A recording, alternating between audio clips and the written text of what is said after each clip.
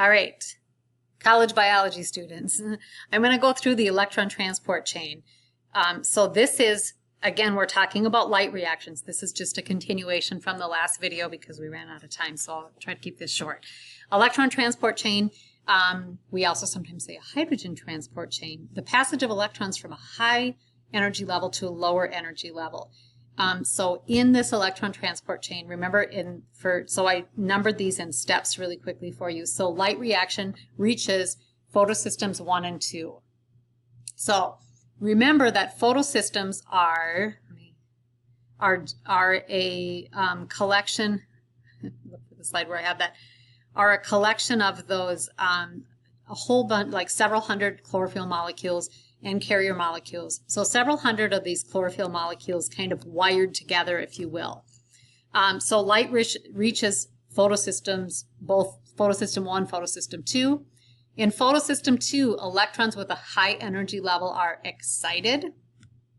So interestingly enough, photosystem 2 kind of evolved before photosystem 1, but they're sort of named backwards because photosystem 1 was discovered by us first, so we named it photosystem 2 was photosystem 1 was discovered by us first, but really photosystem 2 was the first to actually evolve. So in photosystem 2, electrons are excited by energy from sunlight. These electrons now have enough energy to leave the chlorophyll molecules, so these little green chlorophyll pigment molecules, and these move to electron carriers, which are just other molecules, okay?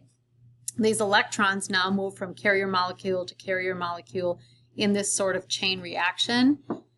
So one of these carrier molecules would be like this NADP or NADP plus. But they move along this series of carrier molecule to another carrier molecule to another carrier molecule, giving up a little bit of energy each time until they reach the lower level energy levels of photosystem 1. The electrons continue to move along the electron transport chain in photosystem 1 to lower energy levels. When the electron leaves photosystem 1, it's replaced by another electron entering from photosystem 2. So really, photosystem 1 and 2 absorb that energy. So photosystem 1 and 2 both contain chlorophyll that absorbs energy from the sunlight. However, photosystem 2, let me see, it's replaced by another electron entering from photosystem 2. So photosystem 2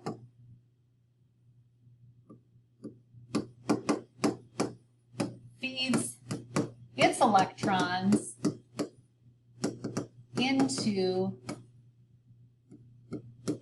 photosystem 1. Sorry, that probably sounded terrible because I didn't have my headset on. Sorry. So photosystem 2 feeds electrons into photosystem 1.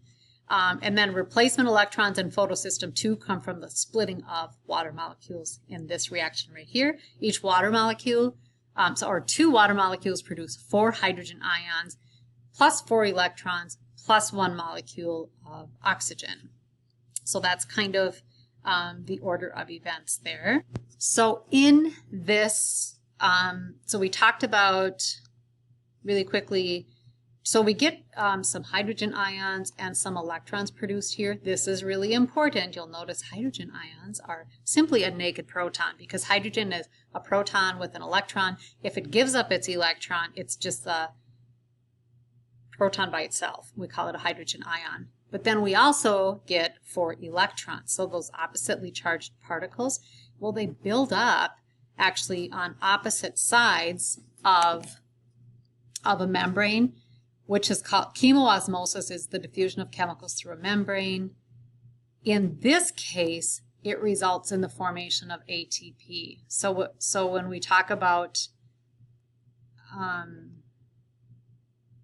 in photosynthesis, these light reactions, some ATP is actually made in this process. We don't think about that because we think about cellular respiration being all about forming ATP, but we actually get a little bit of ATP in photosynthesis.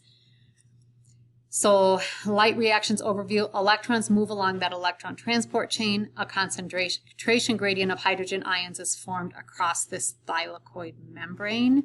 So remember, the thylakoid are the little green pigment-looking pancakes.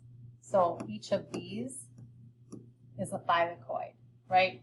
So there's a whole bunch of these thylakoids in here. But what happens is we get a concentration gradient of different charges of ions on different sides of this membrane. Okay? Nature doesn't like a concentration gradient. So as these move through here, the chain, we get some positive ions flowing out, some negative ions flowing in, until we get equalization on both sides of the membrane. So that this difference in concentration of ions, this chemoosmosis process, flows through this membrane to equalize that concentration gradient of positive and negative charges. In this process, when these flow through the membrane, it actually activates some enzymes in the membrane. One of these triggers ADP to produce ATP, and this ATP is going to be used in the light independent reactions, or dark reactions we sometimes call them. So one of the enzymes in this membrane is that ATP synthase, or that enzyme that's actually used to make ATP. So this concentration gradient is like a little battery, if you will, with a negative end and a positive end, and it triggers some reactions. And that is it for the light dependent reactions. So I'm going to stop here for today.